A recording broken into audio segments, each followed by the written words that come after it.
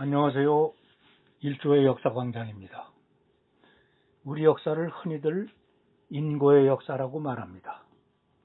우리 역사 속에 많은 애환이 깃들여져 있기 때문일 것입니다. 그러나 우리 역사는 귀중한 교훈들을 품고 있어서 오히려 후세에 귀한 가치를 전해주고 있습니다.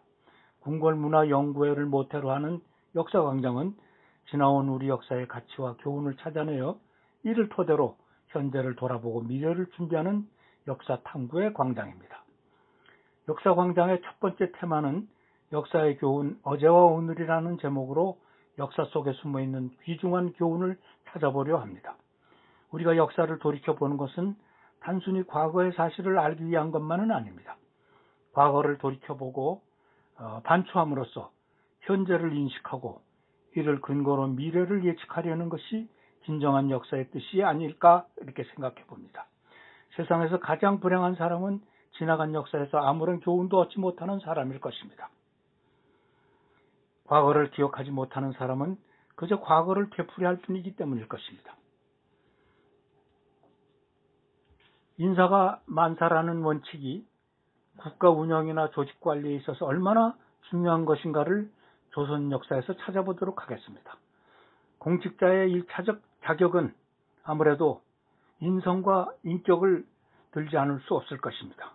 그리고 그의 삶의 과정이 투명해서 윤리적으로나 사회적으로 청렴한 삶을 살아온 사람이어야 할 것입니다. 또한 부당한 하명이나 상황이 발생했을 때 이를 가감없이 임금에게 직언할 줄 아는 사람이어야 합니다. 그런 인물들 중에서 능력과 전문성을 갖춘 사람을 선택해서 적재적소에 배치하는 것이 최상의 인사관리라 할 것입니다. 52년에 걸쳐 왕위를 지켜온 81세의 영조가 드디어 세손인 정조에게 대리청정을 시키기로 결심합니다. 영조는 곧 임금을 물려받게 될 정조에게 임금이 갖출 중요한 소양이 무엇인지를 시험하기 위해서 몇 가지 질문을 던집니다. 그 첫 번째 질문으로 병접판서와 이접판서의 자질은 어떠해야 하느냐고 묻습니다. 임금이 되려면 무엇보다도 병접판서와 이접판서의 적임자를 가려낼 수 있는 능력이 있어야 한다고 믿었기 때문입니다. 이접판서와 병접판서에게는 전체 공직자라고 할 수 있는 문관과 무관의 인사권이 있기 때문이었고 국정 운영에 있어서 인사가 만사라고 하는 사실을 세손인 정조에게 일깨워 주기 위해서였습니다. 예나 지금이나 국정의 성공 여부는 어떤 사람에 의해 국정이 수행되느냐에 달려있다고 해도 과언이 아닐 것입니다. 따라서 좋은 인재를 적재적소에 배치하는 일은 국정의 성패가 달린 매우 중차대한 일이 아닐 수 없습니다. 또한 지도자에게는 인재를 알아볼 수 있는 능력이 있어야 합니다. 인재를 알아보지 못하는 지도자 곁에는 항상 무능한 사람들로 들것. 조선 왕조의 올곧은 현관, 즉 명재상에 대해서 알아봅니다. 위기 극복과 태평성대의 원동력은 바로 뛰어난 현관에게 달려 있습니다. 현관은 세상을 다스리는 이치를 터득한 사람으로서 넓은 안목과 식견을 바탕으로 탁월한 관리 능력을 발휘할 수 있기 때문입니다. 나라가 위태로울 때 한 사람의 올곧은 현관이 있다면 능히 나라를 지킬 수 있을 것입니다. 제대로 된 사람이 현관이 되면 국채가 바로 서고 나라가 안정될 수 있기 때문입니다. 그래서 현관을 의국이라고 부르는데 나라의 병을 잘 고치는 재상이란 뜻입니다.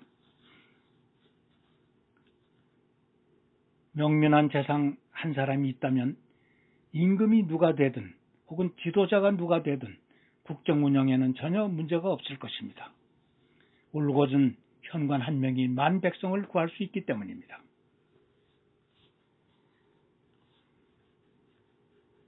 난세의 명재상 오리 이원익의 목숨 건 나라 사랑을 알아봅니다. 임진왜란과 병자호란 등 국가 변란 시기에 무능한 군주 14대 선조 15대 광해군, 16대 인조 등 3대에 걸쳐서 6차례나 영의정을 지내며 위기에서 나라를 구한 충신입니다. 항상 약자의 편에 섰던 이원익은 선조가 시기와 질투 그리고 당파 싸움에 밀려 이순신을 죽이려 할 때 왜군이 두려워하는 것은 분명 이순신의 수군인데 어째서 이순신을 내치려 하십니까? 절대 원균을 등용해서는 안 됩니다. 라고 간언을 했고 선조는 할 수 없이 이순신을 백의 종군시키는 것으로 물러설 수밖에 없었습니다.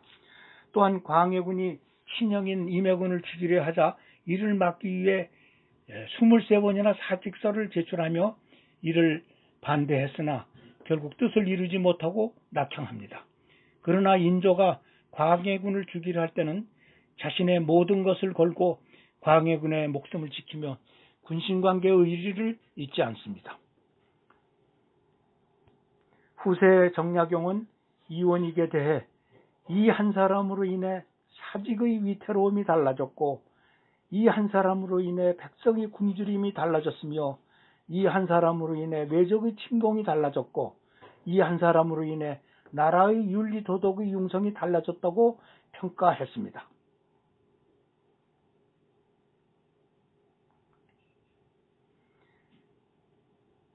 조선 최고의 경제 전문가 김육에 대해서 알아봅니다.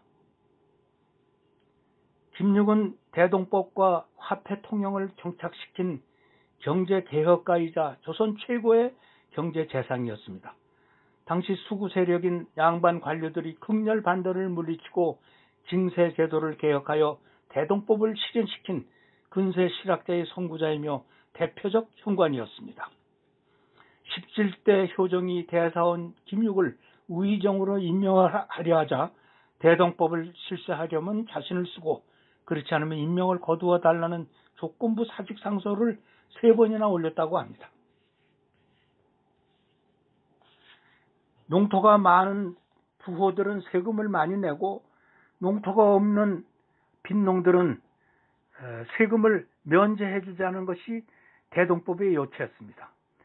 과분한 징세로 백성들의 원성이 전국 방방곡곡으로 들끓었던 혼란한 시기에 시국을 구할 수 있는 최상의 계책이었습니다. 재상 한 명의 끈질긴 소신이 나라를 위기에서 건져낸 것입니다. 청백리 재상으로 널리 알려져 있는 맹사성의 중도 정책에 대해서 알아봅니다. 온화하고 문화예술적 소양을 지닌 맹사성은 박연 등 젊은 인재들을 등용하여 향악과 아악의 조화를 통해 조선 최고의 걸작품인 종묘제례학을 완성합니다. 맹사성의 처세는 절제와 중용을 기본으로 삼았습니다. 그는 항상 공정하고 비정치적이며 파벌에 가담하지 않는 자세로 자신을 낮추며 백성을 중히 대하는 자세로 일관했습니다. 따뜻하고 부드러운 재상 맹사성은 단호함이나 날카로움을 완화시키고 인화와 소통으로 논쟁을 중재하고 진정시켜 조정의 분위기를 화기애애하게 이끌었으며 그의 곁에는 항상 문무인재들로 가득했습니다. 이번엔 냉혹한 인사검증사 송골매 재상 허조에 대해서 알아보겠습니다. 허조는 10년 동안 이조 판서를 역임하며 세종의 치세를 빛낸 인재들을 발굴하고 관리한 세종의 인사담당 명재상이었습니다. 허조의 헌신적 노력으로 인해 세종은 관료 조직을 효율적으로 운영하며 통제할 수 있었습니다. 그는 깐깐하고도 철저한 공직자로서 직원과 올곧은 반대를 평생의 신조로 삼았으며 특히 자기 관리에 엄격하여 밤낮으로 자기 자신을 경계했던 청렴강직한 인물이었습니다. 송골매 재상 허조는 10년간 2조 판서로 일하면서 고위공직자로 추천된 인물들을 검증하는 데 진력했습니다. 그의 공직자 인재 검증 방식은 치를 떨 정도로 냉혹하고 철저했으며 다수의 주변 인물들이 인사에 동의한 후에야 임명한 것으로 유명합니다. 이번에는 모든 사람을 사랑한 인본적 재상 황희에 대해서 알아보도록 하겠습니다.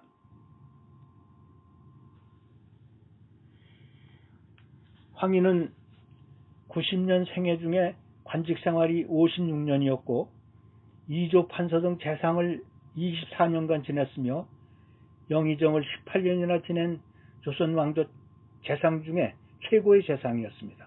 원칙과 소신에 충실하면서 스스로 실천하여 모범을 보인 그러한 인물이었습니다. 강직하고 정확한 스타일의 황희는 주로 추진력과 결단력이 필요한 업무에 능통했습니다. 상대가 누구든 타인을 존중하고 소통을 중시하는 인간미 넘치는 성품이었습니다.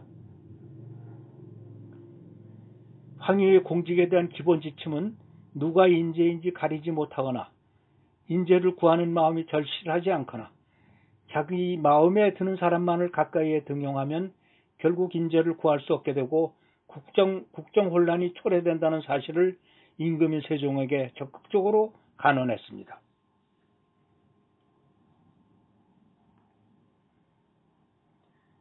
맹사성, 허조, 황희 등 세종조 3인방으로 일컬어지는 현관들의 헌신과 멸사봉공은 세종대왕으로 하여금 조선 역사상 최고의 명군으로서 불멸의 업적을 이룩할 수 있는 밑바탕이 되었습니다.